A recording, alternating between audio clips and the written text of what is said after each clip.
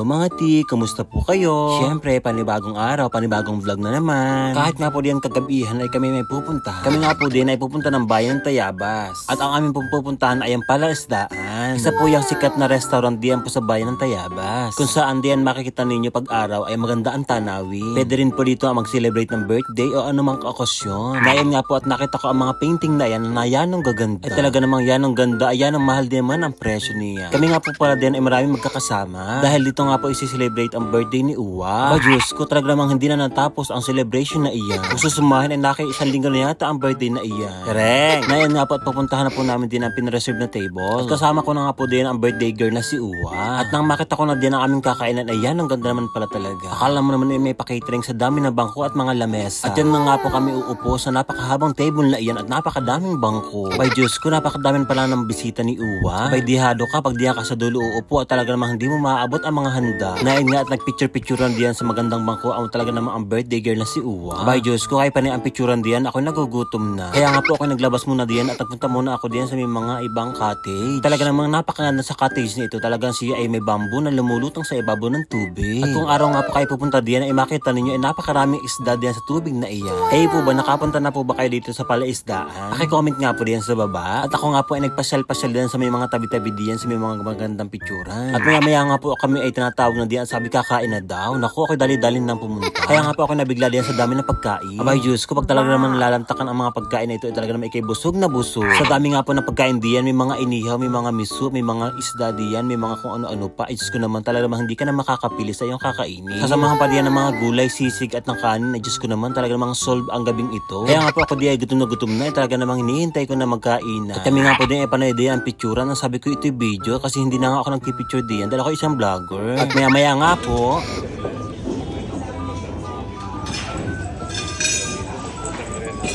restaurant namin na si Uwa o si Nida sa kanyang mga sa buhay.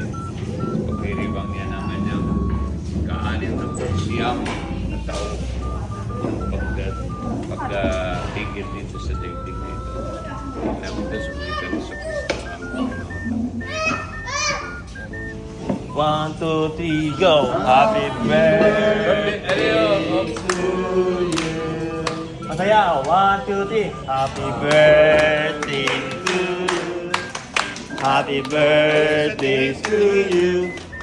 Happy birthday! Happy birthday! Happy birthday to you! Oh, blow the candle.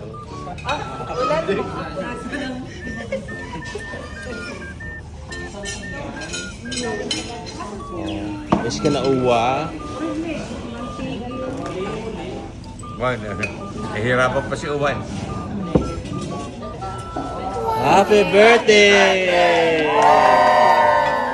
Ayun na nga, at talaga naman ako naging instant host pa rin sa gabing iyan. Abay, dapat si Ate Ay ay mayroong additional na bayan. Tsare. Kaya nga po dali-dali ko nang sinandok ang mga pagkain na at ilagay ko na sa aking pinggan. At ang lahat nga po din ay talaga namang focus sa kanya-kanyang pagkain. Kaya nga po din si Ate Ay busy-busy sa pagkain at hindi na talaga makakausap. At talaga namang kami enjoy sa gabi na iyan. Hanggang dito na po ang ating pag-vlog. Bago po yan ay meron po lang akong mapasalamatan na nagbigay sa akin ng mga star. Ayan po ang mga pangalan nila, si Maverick Tena, si Ian Aquario at si Jan Barrera. Maraming salamat po. Salamat mga ti. Bye-bye mga ti.